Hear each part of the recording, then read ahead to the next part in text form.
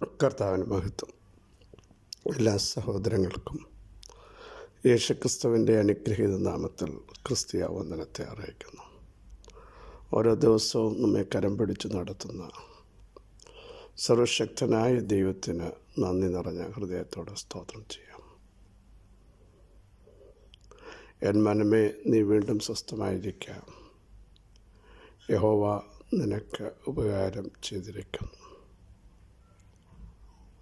നമ്മുടെ കണ്ണിനെ കണ്ണുനീരിൽ നിന്നും കാലിനെ വീഴ്ചയിൽ നിന്നും പ്രാണനെ മരണത്തിൽ നിന്നും വിടുവിച്ച അവിടുത്തെ മഹാദയയ്ക്കും കരുണയ്ക്കായും നന്ദിയോടെ നമുക്ക് സ്തോത്രം ചെയ്യാം. ഈ ദൈവം എന്നും എന്നേക്കും നമ്മുടെ ദൈവമാണ്. ജീവപര്യന്തം നമ്മെ വഴി നടത്തുവാൻ ശക്തനായിരിക്കുകയാണ്. അവിടുത്തെ ബലമുള്ള കരങ്ങൾ നമുക്ക് താഴ്ത്തിയേൽപ്പിക്കാം. അവിടുന്ന് നമുക്കായി കരുതുന്നതാകയാൽ നമ്മുടെ സകല ചിന്താകുലവും കർത്താവിൻ്റെ മേലിട്ടുകൊണ്ട് മുമ്പോട്ട് പോകാൻ അവിടുന്ന് നമ്മയെല്ലാം ഇടയാക്കട്ടെ എന്ന് പ്രാർത്ഥിക്കുന്നു. എൻ്റെ നീതിമാൻ വിശ്വാസത്താൽ ജീവിക്കുമെന്ന് ശക്തമായി പ്രഖ്യാപനം ചെയ്യാൻ എല്ലാ കാലഘട്ടത്തിലും നമുക്ക് കഴിയണം. വിശ്വാസം എന്നത് ആശിക്കുന്നതിൻ്റെ ഉറപ്പും അതുവരെ കാണാത്ത കാര്യങ്ങളുടെ ഒരു നിശ്ചയമാണ്. അതാണ് യഥാർത്ഥ വിശ്വാസം. ആ വിശ്വാസം നമ്മുടെ അകത്ത് വ്യാപരിച്ചാൽ നമ്മൾ ധന്യരായിത്തീരും. പലപ്പോഴും നമ്മൾ സാഹചര്യങ്ങളെ നോക്കാറുണ്ട്, ചുറ്റുപാടുകളെ നോക്കാറുണ്ട്, പരിമിതികളെ നോക്കാറുണ്ട്. പക്ഷെ ഉയരത്തിലേക്ക് നോക്കിയിട്ട് പറയണം, മരിച്ചവരെ ജീവിപ്പിക്കുന്ന, ഇല്ലാത്തതിനെ ഉള്ളതുപോലെ വിളിച്ചു വരുത്തുന്ന, വാഗ്ദത്തം ചെയ്ത ഒരു ദൈവം പൂർണ്ണമായി അത് നൽകുവാൻ ശക്തനെന്ന് ഞാൻ ഉറച്ചിരിക്കുന്നു. ഈ ഒരു ഉറപ്പ് നമ്മുടെ അകത്തു വ്യാപരിക്കുന്നു എങ്കിൽ നമ്മൾ ശക്തരാണ്, നമ്മൾ ധന്യരായിത്തീരും, നമുക്ക് കരുത്തുണ്ടാകും. സാഹചര്യങ്ങൾ നോക്കൂ. അബ്രഹാമിൻ്റെ ശരീരം നിർജ്ജീവമാണ്. സാരയുടെ ഗർഭപാത്രത്തിൻ്റെ അവസ്ഥയെ നിർജ്ജീവത്വം ഗ്രഹിച്ചു വന്നതാണ്. രക്ഷയില്ല. പക്ഷേ അവിടം കൊണ്ട് തീർന്നില്ല. വാഗ്ദത്തം ചെയ്തവൻ നിർജ്ജീവമായതിനെ, ഡെഡായതിനെ, മരിച്ചതിനെ ജീവിപ്പിക്കാൻ കഴിവുള്ളവനാണ് എന്ന് അകത്ത വിശ്വാസം വന്നപ്പോൾ സ്തോത്രം. പിന്നീട് ചലിക്കുവാൻ കഴിഞ്ഞില്ല. പിന്നീട് അടുത്ത സ്റ്റെപ്പ് മാനുഷ്യമായി വെക്കാൻ തയ്യാറാകാതിരുന്ന പലരും ഈ വചനത്തിൻ്റെ ശക്തിയാൽ അടുത്ത സ്റ്റെപ്പുകളിലേക്ക് കാലെടുത്ത് വെക്കണം. എല്ലാം ഡെഡാവാം. ഇനി മുമ്പോട്ട് പോകുന്നില്ലെന്ന് തീരുമാനിച്ച് കാണും, വേണ്ടെന്ന് വെച്ച് കാണും. പക്ഷേ നിങ്ങളോട് വാക്ക് പറഞ്ഞവൻ ആരാണ്? വിടുവിക്കാൻ, സഹായിക്കാൻ, സൗഖ്യമാക്കാൻ, സാധ്യമാക്കാൻ, സ്വാന്തനപ്പെടുത്താൻ കഴിവുള്ളവൻ ഇന്നും നമ്മുടെ കൂടെ ഉണ്ട്. ഒരു ദിവസമാണോ തുടക്കത്തിൽ പറഞ്ഞ പോലെ ലോകത്തിൻ്റെ അവസാനത്തോളം എല്ലാ നാളും ഞാൻ നിങ്ങളോട് കൂടെ ഇരിക്കും. അവിടുന്ന് വിളിച്ചു പറഞ്ഞില്ലേ, ലോകത്തിൽ നിങ്ങൾക്ക് കഷ്ടമുണ്ട് എങ്കിലും ധൈര്യപ്പെടുവീൻ, ഞാൻ ലോകത്തെ ജയിച്ചിരിക്കുന്നു. സ്തോത്രം. ലോകത്തെ ജയിച്ച, മരണത്തെ ജയിച്ച, പാപത്തെ ജയിച്ച, സാത്താന്യ ശക്തികളെ ജയിച്ച ഒരുവൻ നമ്മോട് കൂടെ ഉണ്ടെന്നുറപ്പുണ്ടെങ്കിൽ ഇപ്പോൾ നിങ്ങളെ ഭ്രമിപ്പിക്കുന്ന, നിങ്ങളുടെ ധൈര്യത്തെ ചോർത്തുന്ന, മനസ്സിനെ വേദനിപ്പിക്കുന്ന, സ്വസ്ഥതയെ കെടുത്തുന്ന അന്ധകാര ശക്തികളോട് പറ, എൻ്റെ അകത്ത് വ്യാപരിക്കുന്ന ദൈവശക്തിയുടെ ആഴം, അതിൻ്റെ വലിപ്പം ശ്രേഷ്ഠമാണ്. അതെനിക്ക് മനസ്സിലാവുന്നു. സകലത്തെയും കാൽക്കീഴാക്കുന്ന ദൈവശക്തി, ആ പവർ ഇന്ന് പ്രഭാതത്തിൽ നിങ്ങളുടെ മേൽ വെളിപ്പെട്ടു വരട്ടെ. ജയിച്ചവൻ നമ്മോട് കൂടെയുണ്ട്. മുദ്ര പൊട്ടിച്ചവൻ, ഹല്ലേലൂയ, പുസ്തകം തുറന്നവൻ, പുസ്തകം തുറക്കാൻ, മുദ്ര പൊട്ടിക്കാൻ, ഒരുവന് മാത്രമേ കഴിയത്തുള്ളൂ. അറുക്കപ്പെട്ട കുഞ്ഞാടാണ്. അവിടുന്ന് ജയം പ്രാപിച്ച് നമ്മുടെ മധ്യം നിൽപ്പുണ്ട്. സ്തോത്രം. ഹബക്കുക്ക് പ്രവചനം 3-ാം അധ്യായം 4-ാമത് വാക്യം. സൂര്യപ്രകാശം പോലെ ഒരു ശോഭ ഉളവായി വരുന്നു. കിരണങ്ങൾ അവൻ്റെ പാർശ്വത്തിൽ നിന്ന് പുറപ്പെടുന്നു. അവിടെ അവൻ്റെ വല്ലഭത്വം മറഞ്ഞിരിക്കുന്നു. സ്തോത്രം. ഹബക്കുക്ക് പ്രാർത്ഥിച്ച പ്രാർത്ഥന വിഭ്രമരാവത്തിൽ പ്രാർത്ഥിച്ച ഒരു പ്രാർത്ഥനയാണ് 3-ാം അധ്യായം.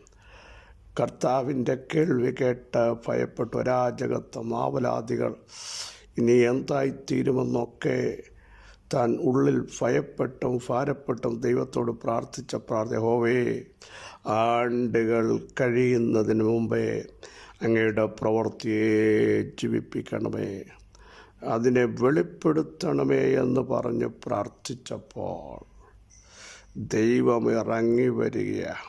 പ്രിയരെ, വേദനയുടെയും ആവലാദികളുടെയും സങ്കടങ്ങളുടെയും നടുവിൽ നിങ്ങൾ പ്രാർത്ഥിക്കാൻ തയ്യാറായാൽ നിങ്ങൾക്ക് വേണ്ടി ഇറങ്ങി വരുന്ന, വീര്യം പ്രവർത്തിക്കുന്ന ഒരു ദൈവമുണ്ട് എന്ന് വ്യക്തമായി മനസ്സിലാക്കണം. ആഴത്തിൽ നിന്ന് നിലവിളിക്കുമ്പോൾ, പ്രാർത്ഥിക്കുമ്പോൾ വെളിപ്പെടുത്തണമേ, ജീവിപ്പിക്കണമേ എന്ന് ദൈവത്തോട് അപേക്ഷിക്കുമ്പോൾ അത് കേട്ട് മൗനമായിരിക്കുന്ന ഒരു ദൈവമല്ല നമ്മുടെ ദൈവം. മറുപടി നൽകുന്ന ഒരു ദൈവമാണ് നമ്മുടെ ദൈവം. സ്തോത്രം. അവിടെ നിന്ന് എഴുന്നേറ്റ് വരും. തൻ്റെ അഭിഷക്തൻ, ഈ അധ്യായത്തിൽ തന്നെ തൻ്റെ അഭിഷക്തന്മാരുടെ രക്ഷയ്ക്കായി ദൈവം പുറപ്പെട്ടിരിക്കുന്നു എന്നാണ് പറയുന്നത്.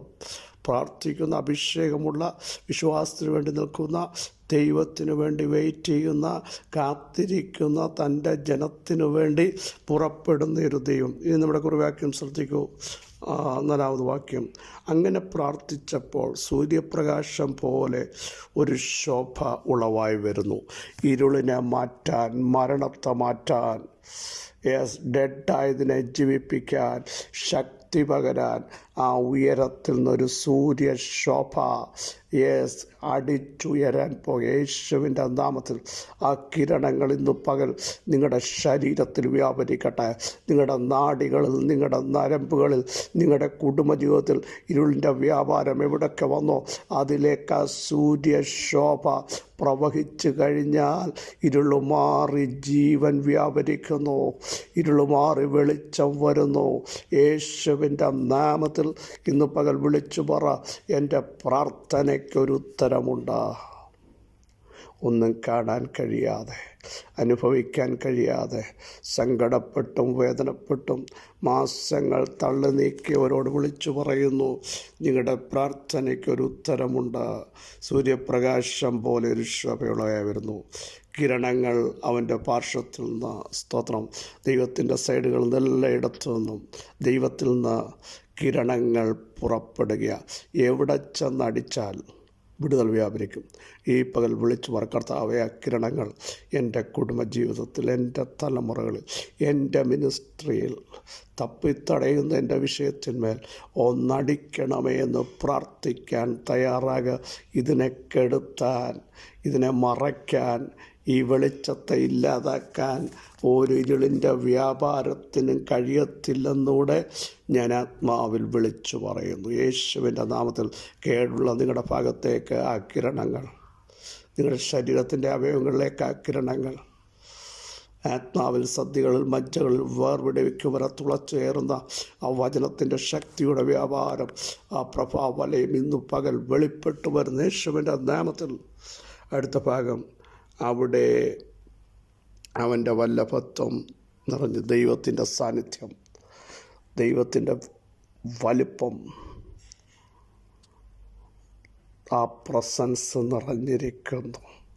പ്രാർത്ഥിക്കുന്നവനെ ദൈവത്തിൻ്റെ സാന്നിധ്യത്തിലേക്ക് കൊണ്ടുവന്ന ആ നിറവിനാൽ നമ്മെ നിറയ്ക്കുന്ന ഒരു ശക്തമായ സാന്നിധ്യമാണ് ഇന്ന് പ്രഭാതത്തിൽ പുറപ്പെടുന്നത്. വിശ്വസിക്കുന്നവർ ഒരു നിമിഷം പ്രാർത്ഥിക്കൂ, എനിക്ക് വേണ്ടി ആ വെളിച്ചമൊന്ന് ശോഭിക്കട്ടെ, ആ കിരണമൊന്ന് പതിക്കട്ടെ.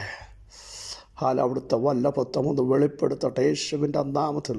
എല്ലാ മുട്ടും മടങ്ങുന്ന എല്ലാ നാമം പുകഴുന്ന ആ ശ്രേഷ്ഠനാമത്തിൻ്റെ ശക്തിയുടെ വ്യാപാരം ഞങ്ങളൊന്ന് തിരിച്ചറിയാൻ ഇടയാകണമേ എന്ന് പ്രാർത്ഥിച്ചു തുടങ്ങും. ദൈവാത്മാ നിങ്ങളെ ടച്ച് ചെയ്യുക യേശുവിൻ്റെ നാമത്തിൽ.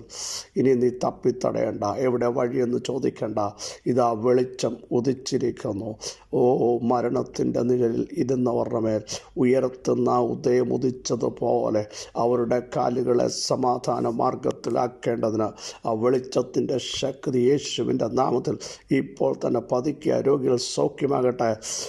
ഇരുട്ടിലിരിക്കുന്നവർ വലിയൊരു വെളിച്ചത്തിലേക്ക് വരിക യേശുവിൻ്റെ നാമത്തിൽ. മരണത്തിൻ്റെ താഴ്വര മാറി ജീവൻ വ്യാപരിക്കുക, വിലാപങ്ങൾ നൃത്തമാകുക. ദൈവ സാന്നിധ്യം ഇന്ന് പകൽ ഏറ്റെടുക്കുന്നവർ ആത്മാവിൽ സ്തോത്രം ചെയ്താട്ടെ. പിതാവേ, ഈ വചനത്തിൻ്റെ ശക്തി അവിടുത്തെ മക്കളുടെ മേൽ വെളിപ്പെട്ട് വരട്ടെ. അവർ വേദനിക്കുന്ന, അവർ സങ്കടപ്പെടുന്ന, അവർ കഷ്ടപ്പെടുന്ന, അവർ അനുഭവിക്കുന്ന നിന്ദകളുടെ നടുവിൽ ദൈവമഹത്വം ഇന്ന് പകൽ ശക്തിയോട് വെളിപ്പെട്ടു വരാൻ പ്രാർത്ഥിക്കുന്നു. വലിയ മിറക്കിൾ അങ്ങ് ചെയ്യണമേ. നിങ്ങളുടെ ആത്മാവ് സംസാരിക്കണമേ. അത്ഭുതകരമായ ദൈവപ്രവൃത്തി ജനത്തിൻ്റെ മേൽ വെളിപ്പെടുത്തി സ്വർഗമാതിരിക്കാൻ പ്രാർത്ഥി. സൈന്യത്താലല്ല, ശക്തിയാലല്ല, അവിടുത്തെ ആത്മാവിൻ്റെ പ്രശംസ ഞങ്ങളുടെ അകത്ത് വ്യാപരിച്ച എല്ലാ വേദനകളെയും ദൈവം എടുത്ത് മാറ്റുന്നതിന് സ്തോത്രം. വലിയ വെളിച്ചത്തിലേക്ക് ഞങ്ങളെ കൊണ്ടുവന്നിരിക്കുകയാൽ സ്തോത്രം. ഞങ്ങളുടെ ആത്മാവ് ഞങ്ങളോട് ഇടപെട്ടിരിക്കുകയാൽ സ്തോത്രം. സകല മഹത്വം അങ്ങേക്ക് യേശുവിൻ നാമം തന്നെ. ആമേൻ ആമേൻ. ക്രിസ്തു വാത്സല്യ സഹോദരങ്ങളെ ധൈര്യത്തോടെ ബലത്തോടെ മുമ്പോട്ട് പോവുക.